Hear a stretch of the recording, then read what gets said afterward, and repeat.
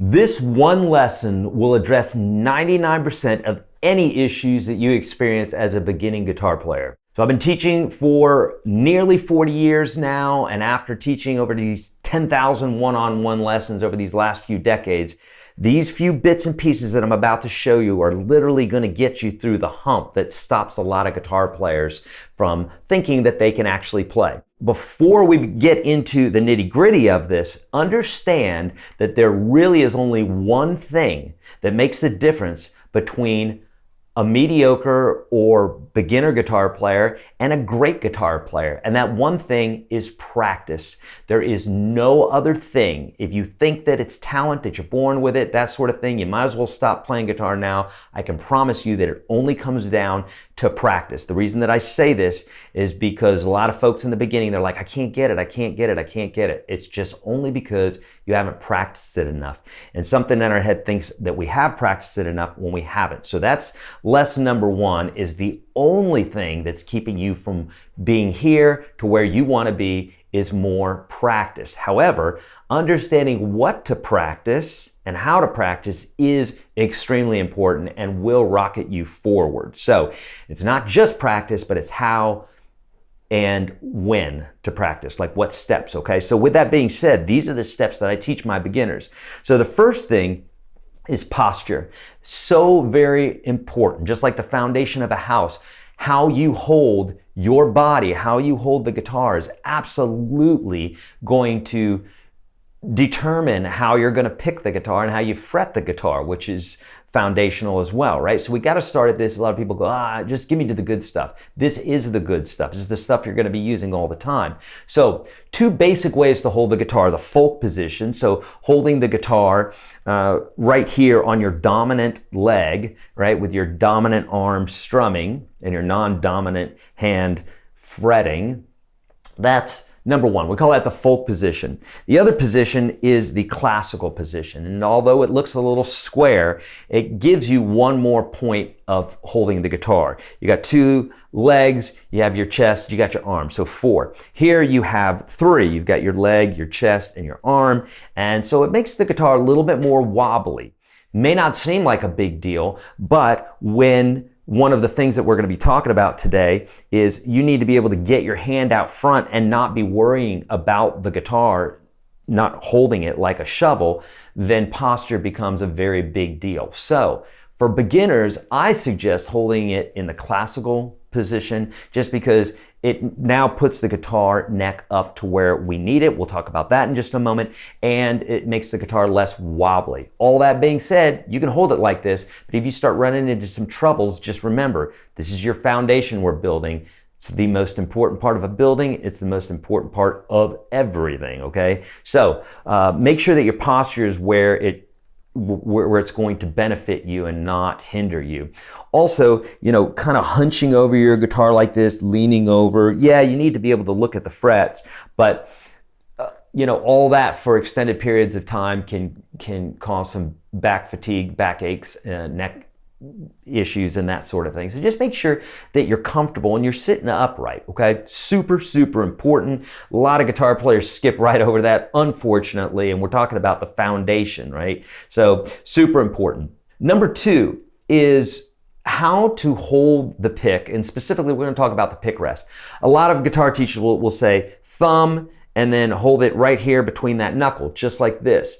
It's not to say that you can't strum like that, but I have found that you just don't have nearly as much control if doing this at the knuckle than if you were to hold it just between your thumb and your first finger. Sounds very elementary, but friends, if you're holding the pick like this right off the bat, you're building a bad foundation. We don't want to do that. So thumb and first finger. Now that being said, you may come up with your own techniques and stuff, but I'm telling you, 99 times out of 100, this is always going to serve you more because it's going to be more intricate, okay? Now using a thinner pick is going to help in the beginning because as your technique is not good in the beginning, it's not for anybody. It wasn't for Eddie Van Halen or B.B. King or any of the greats, but with practice it became better. A nice thin pick will compensate, if you will. It's kind of like having long hair and using a brush with thinner bristles than one with longer bristles that would just pull your hair, it allows more leeway. And as you become, as your technique gets finer, as it gets better, a thicker pick will serve you better because you'll be more precise with it, okay? So, number one, the pick rest. Real quick, the pick rest goes like this. If you take your pick and pick through the 6th string and rest on the 5th string, like that, what we're not doing is we're not picking out like this.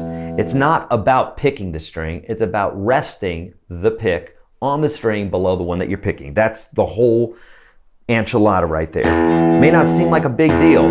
For those of you that it is a bigger deal, that's great, because doing this exercise will really help pick control, especially if it seems like a bit of an issue for you. So pick through 6, rest on 5. It should not even be a thought. You're kind of going at an angle. It should just be something that you're like, okay, I get it. Picking into that one string. Then you want to do 2 strings and rest on that 4th string. This whole exercise may take you 15 minutes, 5 minutes, an hour. However long you do it is how good you're going to get at it. But at a certain point here, you're just going to get it. Then 3 strings, resting on that 3rd string, picking through 6, 5, 4, and resting on the 3rd string. And you're going to do that up until the 1st string. And then you can do that for all the other iterations of strings, starting on the 5th string, starting on the 4th string, etc. Just doing this will help with pick control, because a lot of times what we do when we're playing guitars, we're going to be muting strings anyhow that we don't want to be played. So make sure that you're picking like this and using the pick rest. Okay, another most foundational part of playing is fretting. So we've talked about posture, we've talked about the pick rest, we talked about expectations of practice and that sort of thing. Now we need to talk about fretting. And fretting is something that most everybody gets wrong in the beginning. What I mean by wrong is there's more optimal ways, right? There's best practices. And this is millions of guitar players over the millennia have developed these best methods. And so when you're approaching the guitar, if your thumb is at the top of the neck, now I know you're probably saying, I've seen pros do this all the time. They do, because they've developed good technique and they can cheat a bit once they get that technique down. But for the beginner, it's the kiss of death. Don't do it. Take your thumb, drop it behind the back of the neck. This is where that classical position comes in real handy, because you won't have to worry about grappling the neck because the guitar's wobbling all over the place. But dropping that thumb behind the back of the neck allows the fingers to come out more. Tucking your elbow is also a little bit helpful, tucking it in a little bit towards the guitar instead of having it out here. And what that allows is it allows the fingers to fully curl. And this is really important when we get into playing chords. You might as well practice it right in the beginning when you're fretting. Few rules for fretting. Number one, make sure you're playing on the very tips of your fingers. So what I'll do is I'll take a Sharpie and I will put a dot just like that right on the very tips of my students' fingers. So when they're looking down at their hand and they're fretting, they can see that dot is not on the string, and so I know it's not in the right place. This is not the tips of your fingers, although it looks like it, right? This is the tip of your finger. So looking from the top at your fingers, those are the tips. That's what should be touching the string. Later on, when you get into bar chords and get into more advanced techniques like double stops and what have you, will need to use a slightly different technique. But in the beginning, this is the harder technique to learn. It's less natural, so we kind of have to force ourselves a little bit to do it, okay?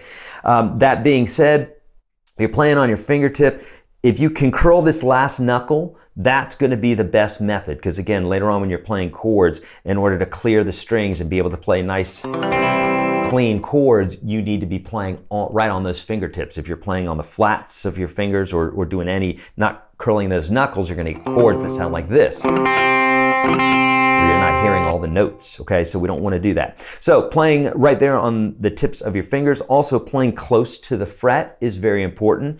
Leverage. You won't have to press down as hard, so you're going to have less hand fatigue. You're going to have a better technique, a cleaner sound. So playing close to the fret, not in the middle, definitely not back here, because if you're playing back here, you're going to get that muted sound. At best, you'll get a buzzing sound. Middle of the fret, it's okay, but closer to the fret here, you don't have to press down nearly as hard. You develop these habits in the beginning, it's going to make your whole playing experience, learning experience, practice, everything so much more enjoyable. Friends, I have a super course for you for free. 36 of the best guitar lessons you will ever go through. We've already had hundreds of thousands of guitar players be extremely successful just going through this one course. And I promise you, it's absolutely free. The very first link below. I'm super passionate about playing guitar. I'm super passionate about your success. So please let me know how I can help you. Leave your comments down below, like, subscribe. I'll see you in the next video.